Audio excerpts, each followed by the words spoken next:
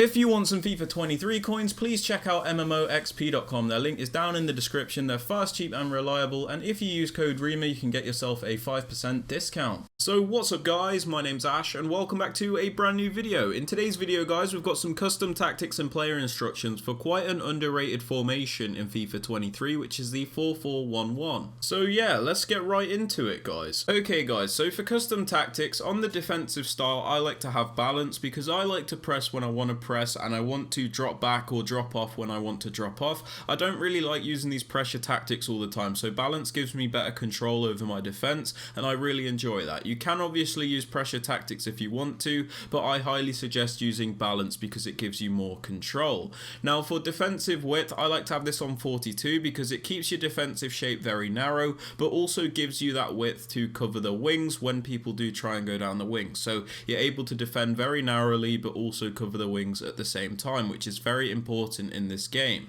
Now for defensive depth, I like to have this on 53 because again, since the new update, it's important to lower that depth because players are able to play these through balls in behind a lot easier, especially since controlled and explosive players now absolutely blitz past lengthy. So it's important to lower that depth, which is why I've gone for about 53 because it's still not too far back and it's still not too far forward, so it gives you a nice balance.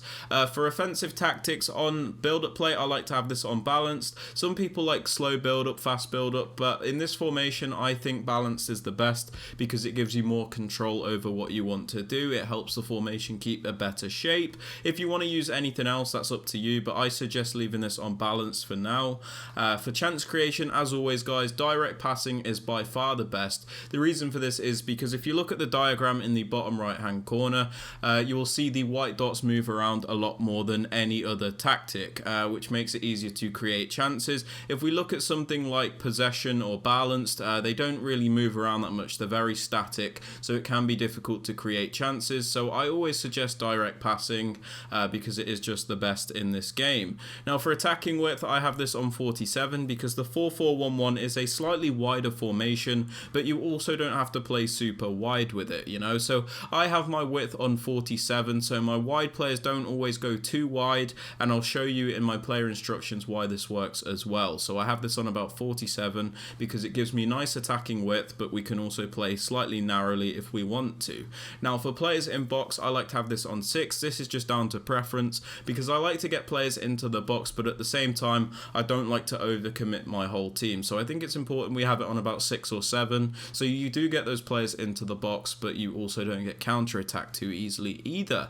Now for corners and free kicks, this one is down to preference as well. I just have this on 2 because I like to cross the ball into the box from set pieces, so I do need players to be there, but at the same time when I lose the ball I don't want to get counter-attacked, so it does give me a nice balance. But if you guys wanted to play with this on like 3 or 4 or even 5, that's completely up to you. It's just down to preference, but I suggest 2 or 3. Now for the players you want to use guys, in the striker position is pretty much down to preference, but I do suggest getting as good of a well-rounded striker as you possibly can.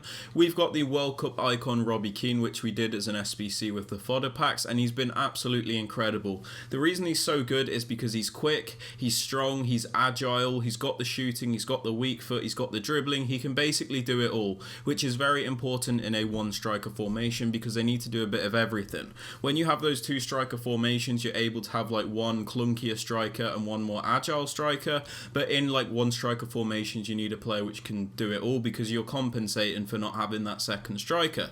So just getting a striker that can do as much as possible is great in this formation.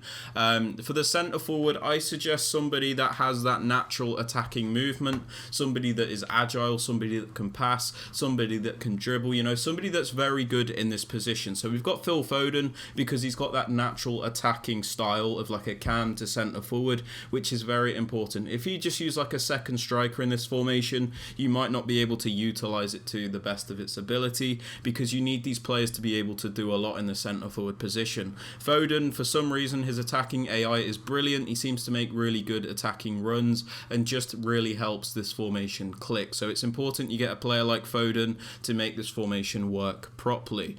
For your left mid and right mid, this is pretty much down to preference. You can go for like more lengthy players if you want to. You can go for explosive, controlled, but I think the most important thing with these players is that they have the good dribbling ability mobility, they do need to be quick, and they do obviously need to be able to like pass and stuff like that. So it's important that their attacking stats are very good, but it's up to you which type of player you want to use. I don't really think the work rates are too important. Like Leao is a medium low, Chiesa is a high medium. That's not too important. Just make sure you're using good players in these left mid and right mid positions, and don't worry too much about the defensive stats. Now for your two centre mids, I suggest one more like defensive centre mid and another more attacking box to box centre mid. So we've got Patrick Vieira and Park Ji-sung. Patrick Vieira is more of a defensive player, but Park Ji-sung is more of a box to box player. It's nice to have that balance in the formation, and you're going to see why this works with the custom with the player instructions in a moment.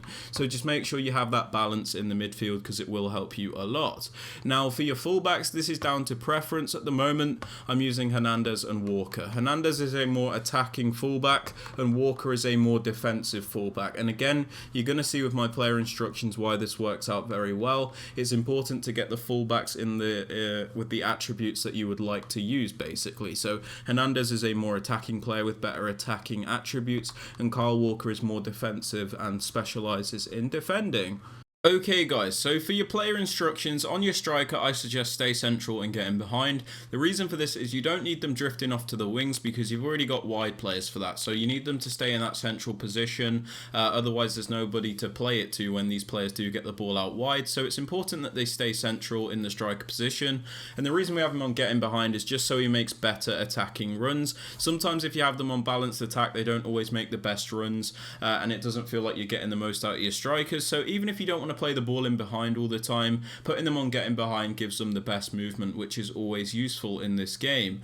Now for your centre forward, I suggest just having him on stay forward and leaving the rest alone. The reason for this is more of like a free roam player. He's like the creative guy in the team. So just having them on stay forward allows them to do a lot more. You don't necessarily want them to always stay central, because sometimes they might have to drift off wide to pick up the ball there, and other times you might want them to be in the middle to pick the ball up there. Similarly, you don't always want them to get in behind, because sometimes they're meant to be the players that are playing people in behind, and you don't also just want them to be a target man all the time, because sometimes you might want them to run in behind. So you know, just having them on mixed attack does really help with the balance and creativity in the formation. Stay forward works really well when you've got like a high player. So I've got Phil Foden, and the reason stay forward works is because it counteracts the high defensive work rate. So even though you've got them on stay forward, Foden will, like with this instruction, he'll still drop back into like a defensive position, but not too far back. So it works really well with the high defensive work rate. Now for your left mid and right mid, I suggest come back on defence, get in behind and get into the box for cross. The reason we have come back on defence isn't to park the bus, it just gives you a better defensive shape when you are defending.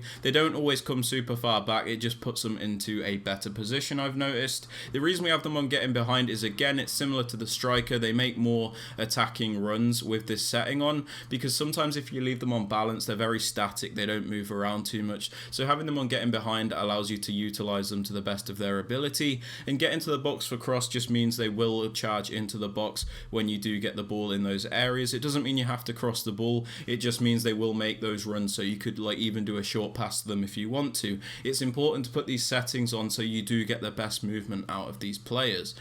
Now, for your left centre mid or your more defensive centre mid, I suggest stay back while attacking and cover centre. The reason we have them on stay back while attacking is because they're not really contributing to the attack with their low stats. So it's probably better to just have them stay back so you've got more defensive support when you need it. Cover centre just means they always stay in the middle, because we don't really need them to cover the wings. We've already got two wide players to do that, so it's important that they stay in the middle and break up the play through the middle of the pitch. So yeah, stay back while attacking, cover centre on your left centre mid. And then your more attacking centre mid, or your box to box centre mid, we've got Park Ji-sung.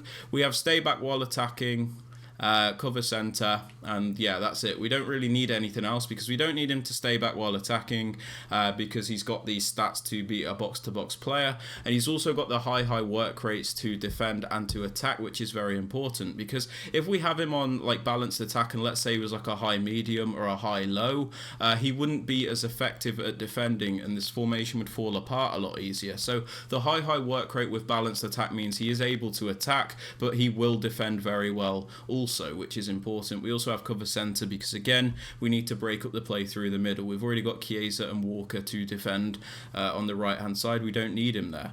Now, for my left fullback, I have him on balanced attack. I basically leave him alone. And like I said with the players to use, Hernandez is a more attacking fullback. He's got better attacking ability than some players, so I like to allow him to attack because he also gives me extra width in this formation. If you remember what I said regarding my custom tactics, I have the attacking width on 47, which still isn't too wide. But because we have Hernandez attacking as well, that gives me the extra width. So we're able to play slightly narrower, but also have that extra width as well, so it works very nicely.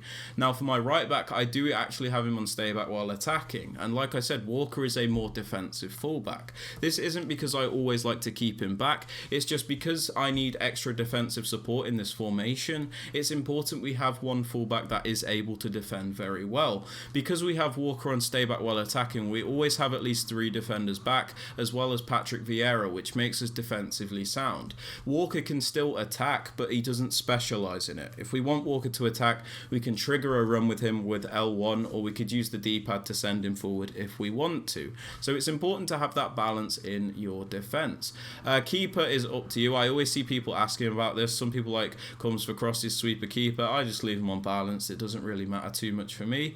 But yeah, they are the custom tactics and player instructions that I use for the 4-4-1-1. If you guys have enjoyed this video or found it useful, I'd very much appreciate it if you could drop it a thumbs up. Subscribe to the channel if you are new so you never miss out on any videos like this one, and don't forget to turn on notifications so you are notified when a video is posted. And with all that aside, guys, I hope you have a fantastic rest of your day, and I will catch you all later. Peace.